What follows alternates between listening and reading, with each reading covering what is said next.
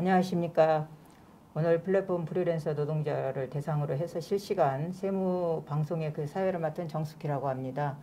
오늘 방송이 원래는 한 3시에 시작하기로 했는데 저희가 무슨 행사를 하다 보면 항상 좀 리스크가 있더라고요. 그래서 한 5분 정도 이렇게 늦어지게 됨을 양해 바랍니다.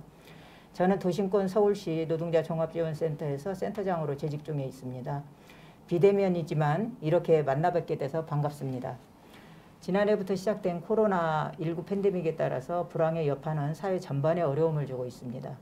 특히 코로나19로 플랫폼 프리랜서 노동자들은 지속적으로 증가함에도 불구하고 이들은 개인사업자 또는 자유직업자 소득으로서 정의되기 때문에 5월 종합소득세를 스스로 신고 납부해야 되는 어려움이 있습니다. 그런데 지난해까지만 해도 국세청이나 세무서에서 지원해주던 세무상담마저도 중단돼서 막막한 현실을 토로하고 있습니다. 세무선고가 처음이거나 또는 방법을 몰라서 과태료를 부담하고 환급금 발생 사실을 몰라가지고 사실은 기본적인 혜택조차도 누리지 못하는 그런 실정에 있었습니다. 이에 서울시와 우리 한국노총 그리고 권역별 노동자 종합지원센터는 당장의 어려움에 직면해 있는 우리 플랫폼 프리랜서 노동자들에게 조금이나마 힘이 되었으면 해서 이렇게 실시간 세무교육을 시행하게 됐습니다. 오늘 교육은 종합소득세 신고 시 알아야 될 사항과 신고 서류, 그리고 세금 납부 요령, 절세 방법, 정부 제도와 개선 방안들을 기본 내용으로 교육을 하고 실시간 질의응답을 통해서 어려움을 해소할 방안으로 이렇게 진행을 할 수 있을 것 같습니다. 그리고 적지 않은 시간이지만 많은 참여와 관심 바랍니다. 자, 이 교육은 우리가 온라인 교육의 플랫폼 프리랜서 노동자가 좀 직접 참여해서 궁금한 점을 해소해가는 방식으로 노동자들께 실질적인 도움이 되도록 하겠습니다. 물론 유튜브로도 참여하신 분들도 게시판을 통해서 실시간 참여가 가능하십니다. 교육은 1시간을 좀 소요 시간으로 해서 우리 고영식 세무사님의 강의와 그동안 정광희 세무사님을 통해서 각 권역센터에서 한 달간 진행해온 상담 중에서 좀 그 뽑아가지고 또 질문지를 만들고 또 현장 플랫폼 노동자들의 질의 내용 그리고 온라인으로 참여해 주신 질의 내용을 중심으로 답변을 드리도록 그렇게 하겠습니다. 그럼 먼저 강의를 해주실 우리 고영식 강사님과 참여하신 노동자분들을 소개해 드리도록 하겠습니다. 자, 고영식 세무사님은 세무법인 구텍스의 대표로 계시면서도 총괄이사직을 맡고 계시고요. 그리고 서울시 마을 세무사로도 활동하고 계십니다. 자, 이 밖에도 한국조세연구포럼 재정이사이면서 많은 단체에서 세무행정 전문가로 활동하고 계십니다. 자, 현장에서도 우리 플랫폼 프리랜서 노동자들이 참여해 주셨는데요. 자, 먼저 IT 업계에서 프로그래머로 일하고 계시는 우리 이찬호님 오셨습니다. 감사합니다. 예, 그리고 보조 출연자로 활약하고 계시는 김창환님께서도 오셨습니다. 감사합니다. 예, 마지막으로 우리 배달 라이더로 활동하고 계시는 육승환님께서 오셨습니다. 감사합니다. 자, 그럼 우리 고영식 세무사님의 강의를 들어보도록 하겠습니다. 오늘 강의는 특수고용 및 플랫폼 프리랜서 노동자들의 종합소득세 신고 방법과 유의사항, 그리고 절세 방안, 또 변경된 정부 정책 등을 내용으로 상세하게 말씀해 주시겠습니다. 세무사님, 강의는 25분으로 편성됐으니까 참고해 주시면 되겠습니다. 예, 시작하시겠습니다. 안녕하십니까. 세무법인 구텍스 고영식 세무사입니다. 먼저 이렇게 마주보고 강의를 드리면 참 좋은데 코로나19로 인해서 이렇게 비대면으로 교육 드리는 점 참 죄송하게 생각하고요. 어렵지만 좀 간략한 내용으로 이해하시기 쉽게 간략하게 설명드리고 꼭 아셔야 될 내용 위주로 설명드리도록 하겠습니다. 그러면 저희가 지금 당장 필요한 문제는 직면에 있는 종합소득세 신고인데요. 종합소득세 신고가 5월 말일까지 신고하고 납부하셔야 되는 상황이십니다.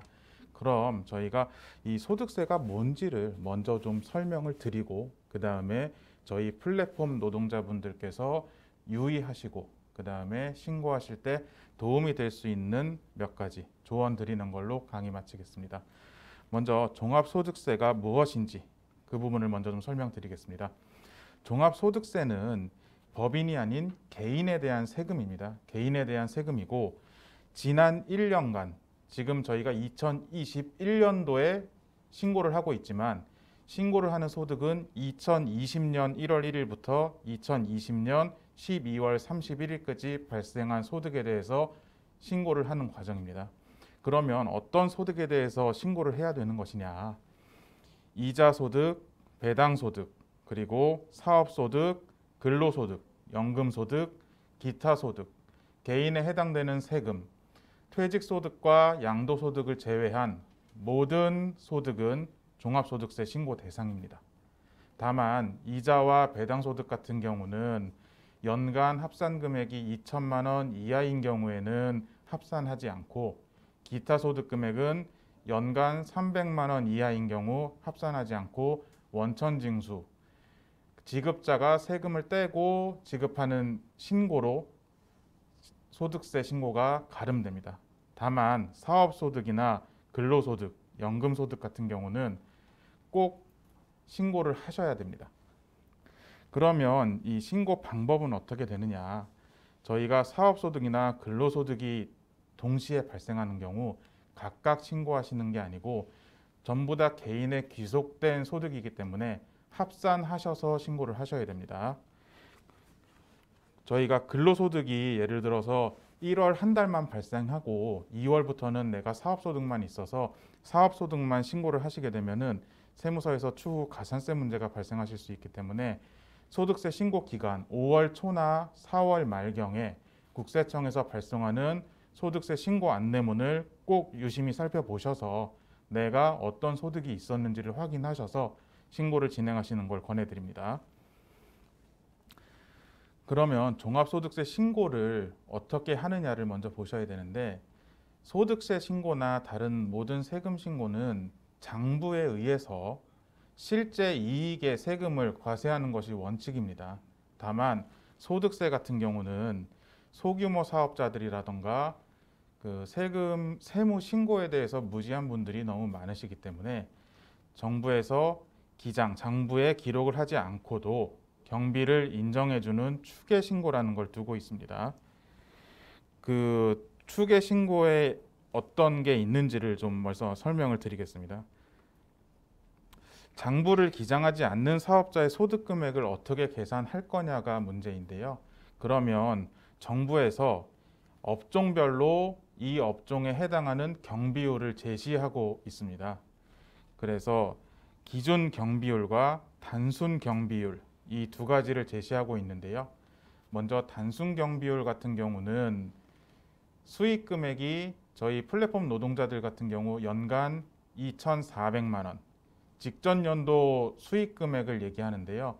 이 직전 연도 수익 금액을 보실 때 가장 헷갈려 하시는 부분이 2021년도에 내가 신고를 하고 있으니 2020년도의 수익 금액이 2,400만 원 미만이면 단순 경비율이겠구나 라고 생각을 하시지만 직전 과세년도의 수익 금액이란 얘기는 2020년도에 대한 세금을 신고하는 거기 때문에 2019년, 2020년 5월에 신고했던 수익 금액이 직전 사업연도의 수익 금액입니다. 그래서 직전 사업연도 2019년의 수익 금액이 연간 2,400만 원 미만이었던 경우에는 저희가 단순 경비율에 해당하는 높은 경비율로 신고를 하실 수 있고요. 2,400만 원을 초과하셔서 7,500만 원 이하인 경우에는 기준 경비율로 신고를 하실 수가 있습니다. 그러면 기준 경비율은 어떻게 하는 것이냐? 먼저 단순 경비율을 먼저 말씀드리겠습니다. 단순 경비율이 조금 더 쉬운 경우인데요. 이 세금을 계산할 때 기초가 되는 소득 금액은 실제 이익에서는 나의 수익 금액 그리고 경비를 빼서 이익에 대해서 소득 금액이라고 하는데 저희가 경비율 추계 신고를 하는 경우에는 단순 경비율 적용 시에는 수익 금액에 정부에서 정해준 경비율, 단순 경비율을 곱해서 내 필요 경비를 산정하고 그 금액을 수익 금액에서 뺀 금액을 소득 금액으로 해서 세금 신고를 하게 되어 있고요. 기준 경비율 같은 경우에는 소득 금액에서 주요 경비를 제외하고 기준 경비율을 곱한 기준 경비를 제외해서 소득 금액을 산정하도록 하고 있습니다. 그렇게 산출된 소득 금액을 기준으로 산출세액을 계산하는데 산출세액은 종합소득 세율에 의해서 계산을 하시게 되고 연간 1,200만 원 이하까지는 6%, 1,200만 원에서 4,600만 원까지는 15%, 그리고 4,600만 원에서 8,800만 원까지는 24%, 8,800만 원에서 1억 5천만 원까지는 35%, 1억 5천만 원에서 3억 원까지는 38%, 그리고 3억 원 초과는 40%, 이렇게 종합소득 세율이 산정되어 있습니다. 그리고 5월 말일까지 종합소득세를 신고하지 않으시면 어떤 불이익이 있는지를 설명드리겠습니다. 가산세 문제가 발생하시는데요. 내가 납부해야 할 세금 외에 추가로 가산세를 납부하셔야 됩니다. 그래서 신고 불성실 가산세와 납부 불성실 가산세 두 가지를 동시에 납부하시게 되는데 신고 불성실 가산세 같은 경우 내가 납부해야 할 세액의 20%에 상당하는 금액의 가산세를 납부하시게 되고 납부 불성실 가산세 같은 경우는 내가 신고를 5월 말일까지 했다고 하더라도 납부를 5월 말일까지 하지 않으시면 납부하지 않은 기간에 대해서 하루 0.025%에 해당하는 금액을 매일매일 기산해서 가산세로 납부하시게 되니까 5월 말일까지 꼭 신고하시고 납부까지도 하시기 바랍니다. 그러면 저희 플랫폼 노동자에게 해당되는 그 종합소득세 유의사항이라던가 절세 방안들을 조금 더 설명드리는 게 좋을 것 같은데요. 저희 플랫폼 노동자 같은 경우는 원칙은 장부에 의해서 신고하는 것이 맞습니다. 다만 그 수익 금액 수준이 높은 분들은 거의 많지는 않으실 거예요. 7,500만 원이 넘어가시면 직전 연도 수익 금액이 7,500만 원이 넘어가는 경우에는 복식 부기에 의해서 장부를 기록해서 세무서에 세금 신고를 하셔야 됩니다. 다만 7,500만 원이 넘지 않으시면 간편 장부로 해서 요약된 장부로 신고를 하시거나 제가 아까 말씀드렸던 추계 신고, 추정하여 계산하는 신고 방식으로도 종합소득세 신고를 하실 수가 있습니다. 그래서 이제 아까 말씀드렸던 추계 신고를 좀 우선적으로 설명을 드릴 건데요. 먼저 기준 경비율을 말씀드리면 소득 금액은 수익 금액에서 주요 경비를 제외하고 그 다음에 기준 경비율을 곱한 기준 경비를 추가로 공제하여 줍니다. 그럼 여기서 이 주요 경비가 뭐냐? 그게 가장 중요하실 건데요. 주요 경비는 매입 비용, 임차료, 그리고 인건비 이 세 가지를 얘기하는데 중요하신 사항은 저희 같은 경우는 플랫폼 노동자들 같은 경우는 인건비는 내가 사업주로서 지출하는 부분이 많지 않으실 거예요.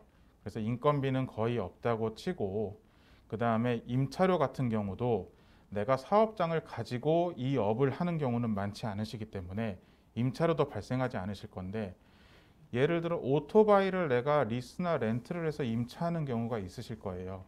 그러면 이 임차료도 임차료니까 해당되겠구나 하시는데 저는 잘 이해가 가지 않습니다만 현행 세법상으로는 오토바이 리스나 렌트료에 관한 임차료는 이 주요 경비에 해당하지가 않습니다. 그래서 내가 장부에 의해서 신고를 할 때는 실제 발생한 비용이기 때문에 비용으로 처리를 할 수 있지만 추계 신고 시에는 이 오토바이 리스나 렌탈료에 대한 임차료는 포함하셔서 신고하시면 안 됩니다. 그러면 우리가 플랫폼 노동자들이 주요 경비로 할 수 있는 게 뭐냐?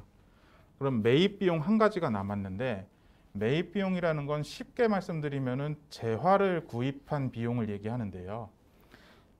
도소 매업 같은 경우가 상품을 매입하거나 이런 비용들인데 저희 같은 경우는 쉽게 얘기해서 매입도 없으세요.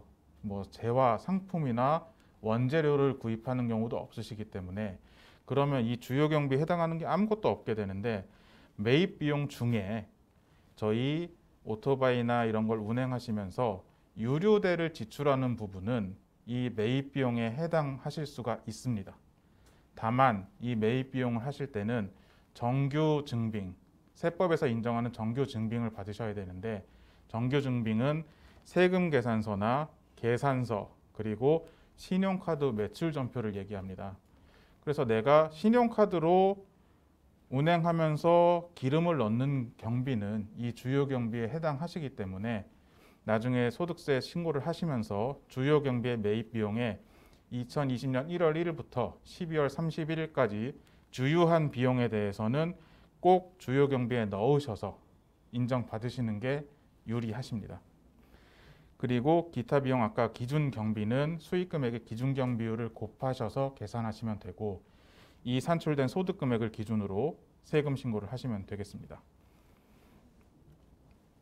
그리고 단순 경비율 적용 대상자는 수익 금액에 단순하게 단순 경비율이라고 돼 있는 부분을 곱하셔서 경비를 산정하셔서 수익 금액에서 제외한 후 소득 금액을 계산하시면 되는데, 저희 안내문을 받아보시면 이 안내문에 단순 경비율이 일반율과 자가율 이렇게 두 가지가 나와 있으실 거예요. 내가 뭘 적용해야 되는지 참 헷갈리실 건데, 저희 같은 경우 연간 수익 금액이 4천만 원 이하까지는 높은 경비율인 일반율을 적용하시면 되고, 4천만 원을 초과하는 부분만 자가율로 적용하시면 됩니다.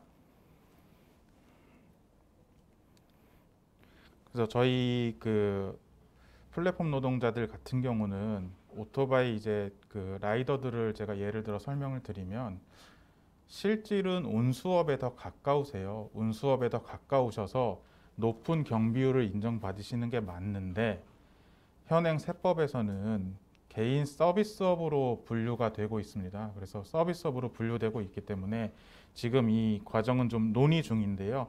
운수업에 해당되시면은 경비율도 좀 더 높아지고 중소기업 특별세액 감면이라던가 세액 감면도 좀 더 받으실 수 있는 부분이 있어서 그 부분은 논의 중에 있으니까, 다만 현재까지는 개인 서비스업으로 해서 연간 2,400만 원 이하인 경우에는 단순 경비율로 신고를 하시되, 2,400만 원을 초과하는 경우에는 기준 경비율로 신고하셔야 될 것 같습니다. 저희 이 플랫폼 노동자들의 소득 분류도 조금 중요한데요. 저희가 소득세 신고를 하기 위해서 국세청에서 안내문을 받는 경우에 그 안내문에 내 수익 금액이 적혀 있습니다. 지난 1년간 내 수익 금액이 얼마였는지 적혀 있는데, 수익 금액까지는 이해를 하겠는데 그 위에 업종 코드라던가 뭐 신고 유형, 그 다음에 장부 대상 이런 거는 봐도 솔직히 잘 알 수 없거든요. 이 업종 코드라는 거는 그 내가 어떤 일을 하고 있는지 그거를 세무서에서 관리하기 위해서 업종에 대해서 코드 번호를 부여를 해 놓은 거예요. 근데 이제 내가 이 업을 하고 있지만 내가 신고를 하는 게 아니고, 저희 같은 경우 예를 들어 뭐 배달의 민족이라고 할까요? 배달의 민족에서 라이더들이 수익 금액을 지급받을 때 3.3% 세금을 원천 징수하고 그 지급받게 되잖아요. 그러면 지급자인 배달의 민족에서 이 사람은 어떤 업종을 영위하고 있는 사람입니다 라고 해서 업종 코드까지 부여를 해서 세무서에 신고를 합니다. 그래서 저희 안내문을 받아보시면 실제 업종이 아닌 업종 코드가 적혀 있는 경우가 많으세요. 제일 대표적인 게 940909 기타 자영업인데요. 이렇게 기타 자영업이 가장 그 만만한 업종 코드이다 보니까 실질을 반영하지 않고 940909로 3.3% 원천 징수를 하는 경우가 상당히 많습니다. 근데 저희 같은 경우는 퀵 서비스에 해당하는 940918 코드가 조금 더 합당하세요. 실질에 가까우시고. 그래서 이 940918 코드를 사용하시게 되면 단순 경비율 같은 경우에는 940909 기타 자영업보다는 거의 15%의 경비 인정을 더 받으실 수가 있습니다. 그리고 기준 경비율에서도 13% 정도를 더 받으실 수 있기 때문에 내가 안내문에 940909 기타 자영업으로 찍혀 나왔다고 하더라도 내가 실제 라이더 일을 하는 경우라면 940918 퀵서비스에 해당하는 이 코드를 사용하셔서 소득세 신고하시는 걸 추천드립니다. 왜냐하면 경비율이 더 높기 때문에 내 수익 금액에서 경비로 인정받는 금액이 더 커지게 됩니다. 그러면 당연 소득 금액은 더 낮아질 것이고 내가 납부하는 세금은 줄어들고 환급받는 세금은 늘어날 것이기 때문이죠. 그래서 제가 간단하게 한번 계산을 해봤는데요. 940918 퀵서비스의 업종 코드를 사용했을 때 2020년 작년 내 수익 금액이 2천만 원인 경우를 가정하면 단순 경비율 적용 대상자가 되니까 저희 79.4%의 경비를 인정받을 수가 있습니다. 그러면 2천만 원의 79.4%인 1,588만 원을 필요경비로 인정받고 그러면 내가 2천만 원의 수입이 발생했지만 내 소득 금액은 경비를 제외한 412만 원이 지난 1년간의 소득 금액이 되는 겁니다. 그러면 제가 본인 1인을 한정했거든요. 부양가족이 없는 경우. 부양가족이 없으면 본인 공제 연간 150만 원을 공제받으실 수 있어요. 부양가족 한 명당 150만 원씩 추가로 공제받으실 수 있고 저는 이제 1인을 기준으로 했을 때 150만 원을 공제받으시게 되면 저희 1년간에 추가로 납부하셔야 될 세금은 15만 7,200원이 계산됩니다. 연간 수익 금액이 2천만 원이었을 때.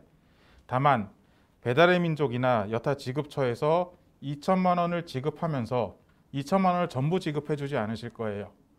3.3%의 세금, 소득세 3%, 지방소득세 0.3% 이렇게 소득세와 지방소득세를 떼고 지급을 하기 때문에 이 부분은 내가 미리 낸 세금입니다. 그래서 2천만 원이면 저희 3%면은 소득세 3%면 60만 원이죠. 15만 7,200원의 세금이 나왔지만 60만 원을 미리 냈기 때문에 내가 소득세 신고를 하면 58만 6,300원 지방세 포함입니다. 58만 6,300원을 세무서로부터 환급을 받으실 수가 있습니다. 다만 내가 2천만 원 벌었어도 소득세 신고를 하지 않으신다. 그러면 이 환급은 날아가고 내 손에 들어오지 않습니다. 그래서 꼭 신고를 하셔야 되고요. 다른 예로 제가 수익 금액이 5천만 원인 분을 가정해서 계산을 한번 해봤는데요. 수익 금액이 5천만 원이면 저희 기준경비율 대상자가 되니까 기준경비율은 30.4% 이렇게 계산되는데 제가 유류대는 아까 주요경비로 가능하다고 말씀을 드렸습니다. 그래서 1년간의 유류대를 1,000만 원으로 가정을 하겠습니다. 1,000만 원을 가정을 하고 수익금액 5천만 원인 상태에서 기준경비율까지 제가 감안을 하면 저희 필요경비는 5천만 원에 대해서 2,480만 원이 경비로 인정되십니다. 1,000만 원 포함해서요. 그러면 내 소득 금액은 제가 잘못 말씀드렸네. 소득 금액이 2,480만 원이 되세요. 비용은 뺀 나머지 금액이 되죠. 2,520만 원이 비용이고 2,480만 원이 5천만 원에 대한 소득 금액이 되십니다. 그러면 본인 공제 150만 원 제외하고 세율 15% 구간하면 내가 내야 될 세금은 171만 6천 원이 되십니다. 그러면 5천만 원에 대해서 내가 미리 3%낸 세금 150만 원을 미리 냈기 때문에 내가 추가로 납부해야 될 세금은 13만 8,600원 지방세를 포함해서 이렇게 계산되는데요.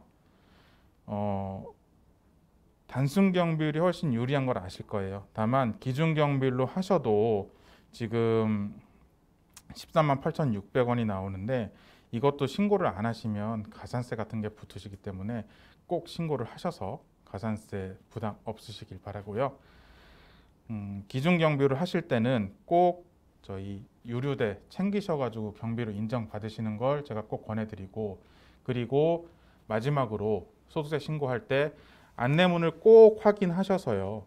내가 이 사업소득 외에 다른 소득이 있는지 없는지 안내문에 다 나와 있으니까 안내문을 꼭 체크하시고 그리고 940918 퀵서비스 코드 외에 다른 코드로 등록이 되어 있다고 하더라도 안내문에 꼭 940918 코드를 사용하셔서 경비 추가로 인정받으시고 세금도 추가로 더 내시지 않으시도록 유의해 주시기 바랍니다. 이상으로 저는 여기까지 강의 마치고 제 강의 자료는 강의가 끝나고 저희가 자료실에 업로드를 해 놓을 예정입니다. 그래서 보시고 궁금하신 사항은 종합지원센터나 통해서 질문 주시면 저희가 답변 드리도록 하겠습니다. 감사합니다. 예, 역시 많은 경험과 뛰어난 기량이 돋보이는 강의였습니다. 굉장히 이렇게 비대면으로 하는 교육임에도 불구하고 실제 대면에서 이루어진 것 같은 강의가 이게 진행되었다고 봅니다. 어떻게 좀 도움이 되셨습니까? 예, 쌤사님 감사합니다. 예, 지금부터는 그 권역별 센터에서 지난 4월 19일부터 진행한 세무상담을 토대로 좀 자주 나온 질문들을 좀 뽑아가지고 이렇게 정리를 해봤습니다. 이 부분들은 이제 그 질의한 내용들을 우리 서상도 팀장님께서 이게 질의를 하시고 또 우리 세무사님이 답변을 하는 방향으로 이렇게 진행하도록 하겠습니다. 예, 서상도 팀장님. 네, 안녕하세요. 동북권 플랫폼 프리랜서 지원팀장 서상도입니다. 네, 먼저 프리랜서들은 사업소득과 기타 소득에 대한 질문이 많았는데요. 첫 번째 질문부터 드리겠습니다. 한 4가지 정도로 간추려 봤습니다. 3.3% 원천세와 8.8% 원천세의 차이와 어떤 소득으로 지급받는 것이 더 많이 절세할 수 있을까요? 세무사님께서 좀 답변을 주시죠. 먼저 지금 팀장님께서 3.3%와 8.8%의 원천세 차이를 말씀 주셨는데요. 3.3% 원천세라는 거는 쉽게 말씀드리면 사업 소득을 얘기합니다. 그리고 8.8%는 기타 소득을 얘기하는데요.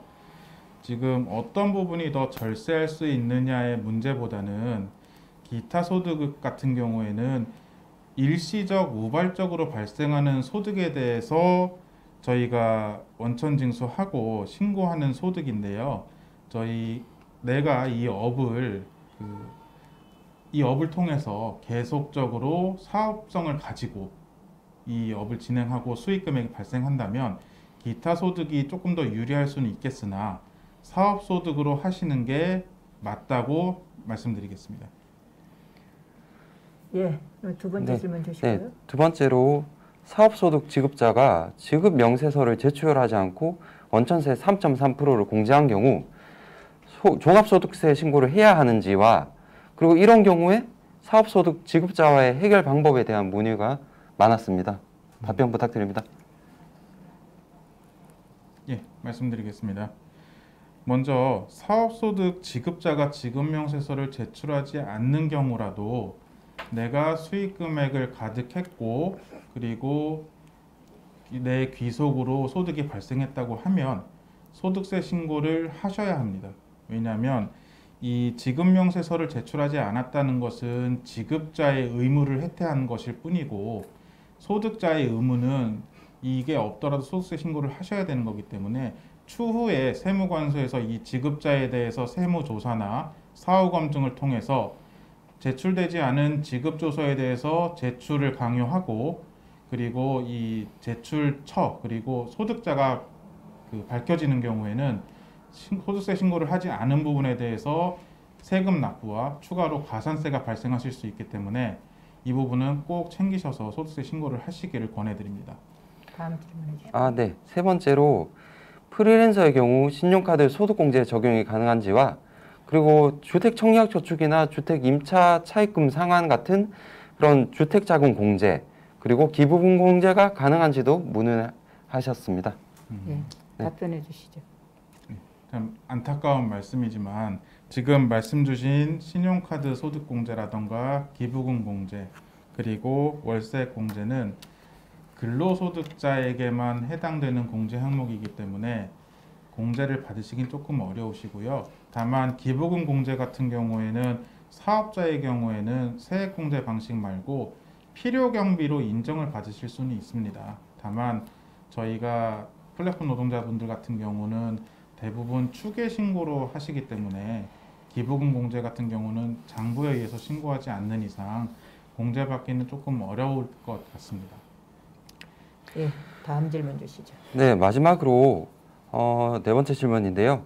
플랫폼 노동자들은 소득을 지급한 곳에서 지급 명세서상 업종 코드를 940909 프리랜서로 부여했을 때 5월 종합소득세 신고 시 임의로 다른 업종 코드로 수정해서 신고 가능할까요? 예, 말씀드리겠습니다. 제가 아까 강의 중에도 잠깐 말씀드렸는데요. 임의로 940909 코드를 부여했다고는 하지만 이게 내 실질 소득에 대한 업종 코드는 아니기 때문에 세법에서는 실질 과세 원칙이라는 대원칙을 두고 있습니다. 그렇기 때문에 내 업종의 실제 업종 코드가 940909가 아니라면 다른 업종 코드로 신고를 하시고 소득세 신고를 진행하셔도 무방하실 것으로 판단됩니다. 예. 예, 이상으로 네 가지를 가지고 저희가 지난번 상담한 그 질문들을 토대로 해봤습니다. 이미 교육에서도 상세하게 그 말씀을 해주셨지만 다시 한번 이렇게 건 바이 건으로 말씀을 드리니까 조금 더 이렇게 와 닿네요. 자, 다음은 그 현장에 계신 우리 노동자분들의 질의를 좀 받아보도록 그렇게 하겠습니다. 자, 여기 지금 나와 계신 우리 이찬호 그 노동자분하고 이렇게 앉아 계신 순서로 질의를 하시고 또 세무사님께서 답변하시는 그러한 방법으로 진행하도록 그렇게 하겠습니다.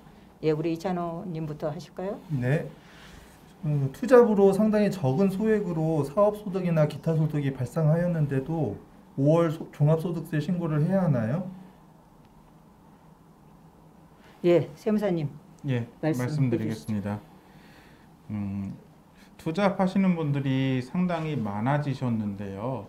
저희가 근로소득이 있는 경우에는 근로소득만 있다면 2월에 회사에서 진행하는 연말정산만으로 종합소득세를 신고한 것으로 가름되는데 저희가 그 외에 다른 소득이 발생한다고 하면 연말정산을 진행했다고 하더라도 5월 달에 근로소득과 해당 소득을 합산해서 신고를 하셔야 됩니다.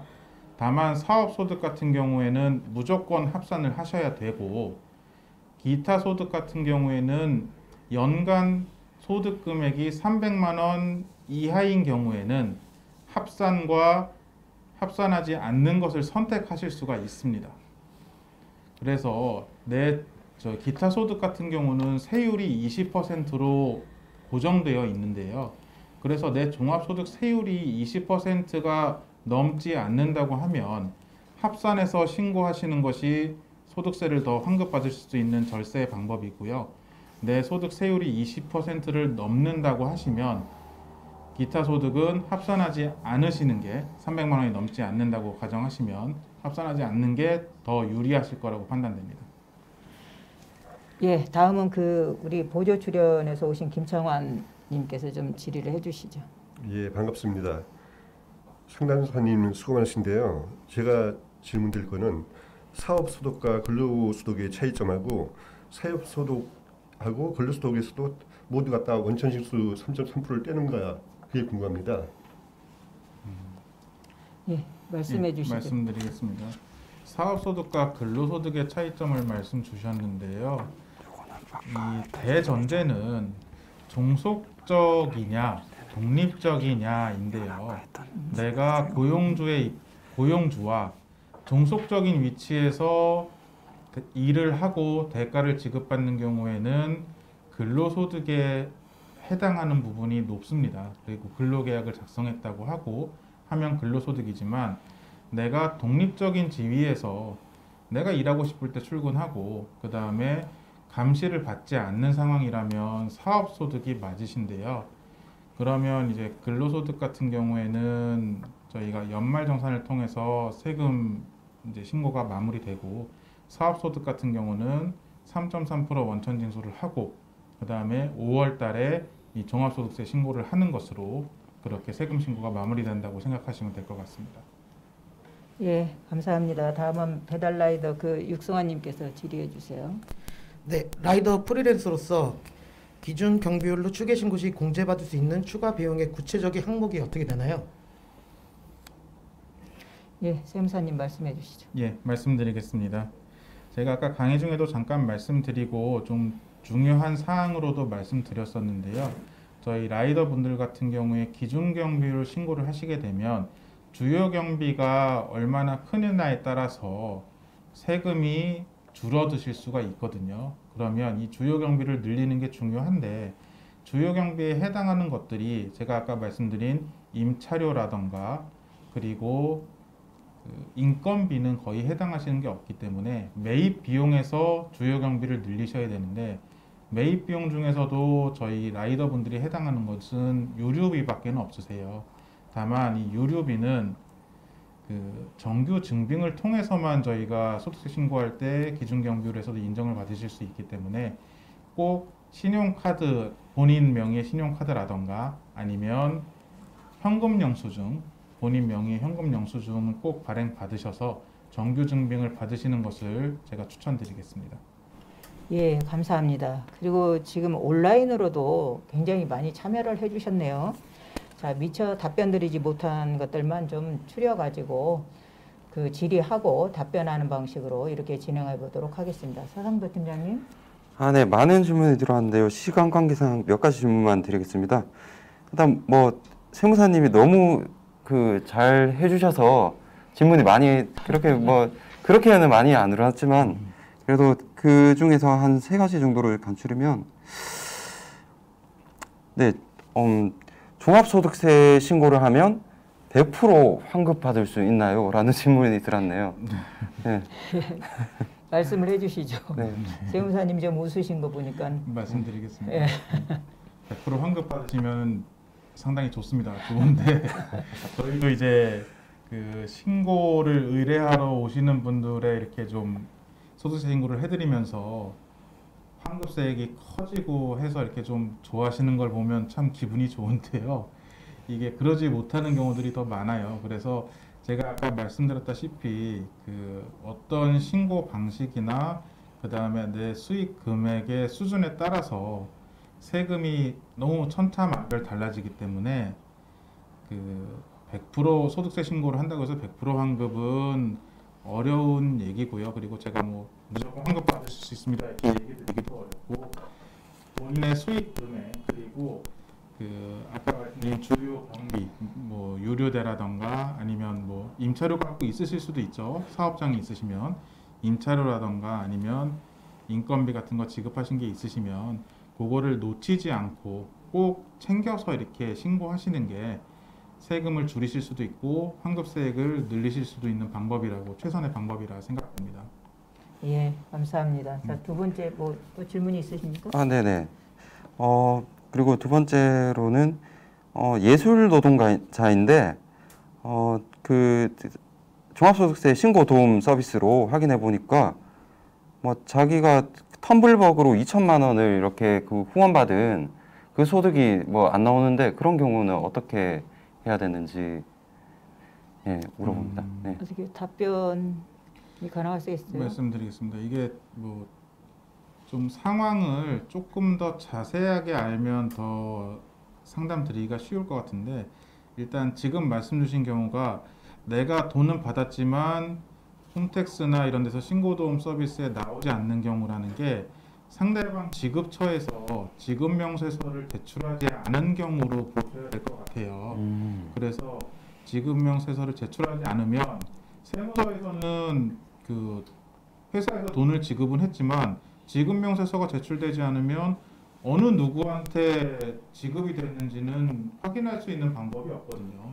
이 신고도움 서비스라는 건 세무서에서 그 내 주민번호 기준으로 지급명세서가 제출된 걸 토대로 해서 발송하는 거기 때문에 상대방 지급처에서 지급명세서를 제출하지 않은 경우라도 제가 아까 말씀드렸다시피 이 지급처가 세무조사나 사후검증을 통해서 지급명세서 제출하지 않고 경비 처리를 받게 되면 추후에 이 소득을 지급받은 사람한테 왜 소득세 신고를 안 했느냐 이거 신고 안 했으니까 가산세도 내시고 나오는 소득세도 납부하셔라 이렇게 언제든지 나올 수가 있는 문제이기 때문에 실제 받으신 금액이 소득세 신고 대상 소득이 맞다고 하시면 이 부분은 소득세 신고를 자진해서 하시는 거를 제가 권해드리고 싶습니다. 예, 선생님 또 있나요? 네, 시간이 좀 남아서 조금 더 질문을 드려도 되겠습니까? 예, 하십시오. 네. 알겠습니다. 저녁에 대리운전을 하는 노동자인데요. 2020년 수익 금액이 약 6천만 원 정도인데 신고를 하면 뭔가 불이익이 있지 않나요? 라는 질문입니다. 지금 대리운전 같은 경우도 보통은 플랫폼을 통하시던가 아니면 대리운전 회사를 통해서 지급받는 부분이 많으실 거예요. 그러면 지급처에서 원천징수를 해서 3.3% 원천징수해서 지급을 하고 지급명세서도 지급처에서 제출해서 내 소득이 지금 당장 홈택스에서도 확인되는 상황이라면 이거를 신고를 하시는 게 오히려 더 불이익이 없는 거라고 말씀드리고 싶어요. 신고를 하시면 그냥 낼 세금만 내시거나 아니면 뭐 환급받을 세금만 조금 환급받으면 되는데 신고를 안 하시면 오히려 추후에 이제 분명히 세무서에서 언젠가는 연락이 가겠죠. 그래서 이제 저희 와이프도 지금 세무서에서 근무를 하고 소득세과에서 근무를 하고 있는데 무신고자들이 상당히 많다고 하더라고요. 저도 잘 몰랐는데 무신고자들은 이 명단이 나오기 때문에 국세청 전산에서 무조건 이게 걸러지게 된다고 합니다. 그래서 담당자들한테 이 사람 세금 신고 안 했으니 세금 고지하라 이렇게 다 나오기 때문에 만약에 소득이 들어가 있는 상황이라고 하시면 이건 신고 안 하시면 언젠가는 뭐 당장 뭐 한 달 뒤 아니면 당장 2달 뒤에 세무서에서 연락이 와서 그 세금도 고지되고 가산세까지도 납부하실 수 있기 때문에 지금 신고 기간 내에 신고하시는 게 훨씬 더 유리하실 것 같습니다. 딱 두 가지 더 해도 되겠습니까? 네.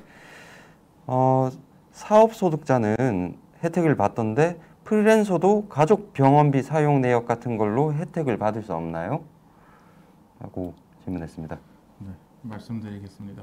좀 이제 안타까운데 이 의료비 공제 같은 거는 이제 특별세액 공제라고 해서 근로소득이 있는 경우에만 좀 받을 수 있도록 되어 있습니다. 아니면 사업자도 성실신고 대상자라고 해서 저희 이제 프리랜서 같은 경우는 기장 그 소득 금액 기준이 7,500만 원인데요. 연간 이제 7억 5천만 원을 초과하는 경우에는 성실신고 확인 대상자가 되세요. 그래서 이 성실신고 확인 대상자나 아니면 근로소득이 있는 경우라면 의료비 공제는 받으실 수 있는데 그렇지 않고 프리랜서로 소득만 있는 경우라고 하면은 의료비 공제는 어려우시고요. 다만 이 프리랜서 소득과 근로소득이 같이 있는 경우라고 하면은 그 부분에 대해서 의료비 공제는 가능하실 수 있습니다. 다만 이제 그 사업소득만 있는 경우라면 의료비 공제는 조금 어렵다 그렇게 생각하시면 될 것 같습니다.